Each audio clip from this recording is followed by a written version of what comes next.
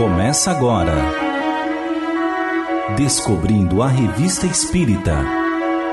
Os fatos, os fenômenos, as análises que auxiliaram Allan Kardec a consolidar os alicerces do Espiritismo. Descobrindo a Revista Espírita.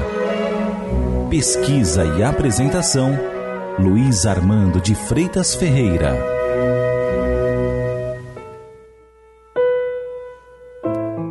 Em artigo com que abre o número de fevereiro de 1863, Allan Kardec oferece-nos excelentes elementos para nos orientar diante de uma prática polêmica para muitos praticantes da mediunidade: a evocação de espíritos. Parte de um fato relatado pelo Dr. Chagnot, correspondente da Sociedade Espírita de Paris, ligado à instituição congênere do interior da França. Conta sobre uma família que fazia evocações com um ardor desenfreado, arrastada por um espírito que se mostrou muito perigoso. Era um de seus parentes, morto depois de uma vida desregrada, terminada por vários anos de alienação mental. Sob nome suposto, por surpreendentes provas mecânicas, belas promessas e conselhos de uma moralidade sem reservas. Tinha conseguido de tal modo fascinar aquela gente muito crédula que submetia todos às suas exigências e os obrigava aos atos mais excêntricos.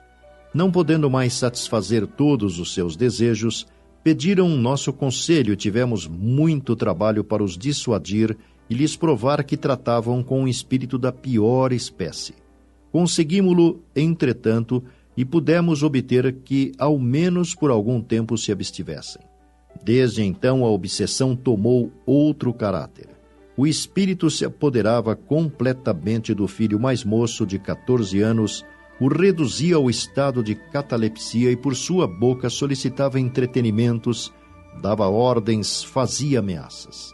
Aconselhamos o mais completo mutismo, que foi observado rigorosamente.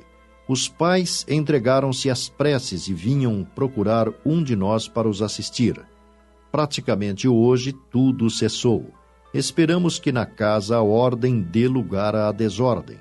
Longe-se de se desgostarem do espiritismo, creem mais do que nunca, mas creem mais seriamente. Agora compreendem seu fim e as consequências morais. Todos compreendem que receberam uma lição, alguns uma punição, talvez merecida. Comenta Kardec: este exemplo prova mais uma vez o inconveniente de nos entregarmos às evocações sem conhecimento de causa e sem objetivo sério. Graças aos conselhos da experiência que aquelas pessoas escutaram, puderam desembaraçar-se de um inimigo, talvez terrível. Ressalta outro ensinamento não menos importante. Aos olhos dos desconhecedores do espiritismo, o rapaz teria passado por um louco. Não deixariam de lhe dar o tratamento correspondente e talvez desenvolvendo uma loucura real. Com a assistência de um médico espírita, o mal foi atacado em sua verdadeira causa e não teve consequências. Já o mesmo não se deu no fato seguinte: um senhor de nosso conhecimento, residente numa cidade provinciana muito hostil às ideias espíritas, de súbito foi tomado de uma espécie de delírio no qual dizia coisas absurdas. Como se ocupasse de espiritismo, naturalmente falava de espíritos.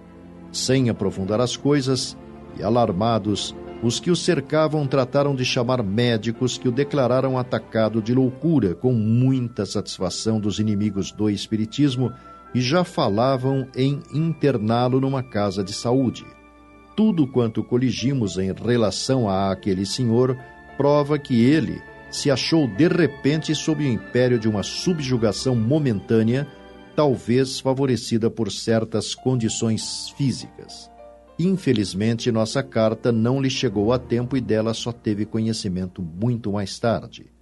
Lamentando o ocorrido, o destinatário relatou o fato a Kardec, dizendo de quanto teria sido importante receber suas palavras e confirmaria suas suspeitas de estar sendo joguete de uma obsessão, tranquilizando-o, pois de tanto ouvir que estava louco, acabou acreditando, ideia que o torturava a ponto de, se o fato tivesse continuado, não saber o que teria acontecido. Acrescenta Kardec. Consultado a respeito, um espírito respondeu: este senhor não é louco, mas a maneira por que o tratam poderá torná-lo louco. Mais ainda, poderiam matá-lo. O remédio para o seu mal está no próprio espiritismo e o consideram erroneamente. Perguntado se seria possível à distância agir sobre ele, afirmou que sem dúvida sim, mas sua ação é paralisada pela má vontade dos que o cercam. Conclui Kardec dizendo que casos análogos ocorreram em todas as épocas, e muitos foram presos como loucos sem o serem. Só um observador experimentado nestes assuntos os pode apreciar.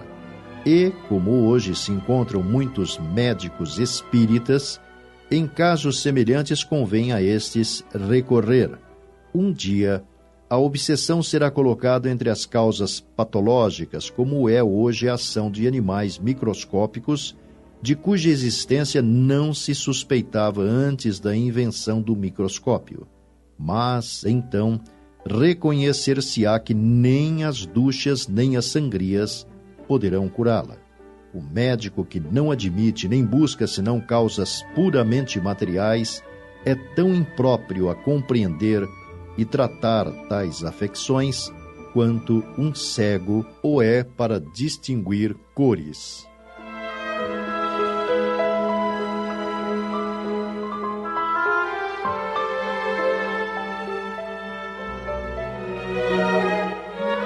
Você ouviu Descobrindo a Revista Espírita. Pesquisa e apresentação, Luiz Armando de Freitas Ferreira.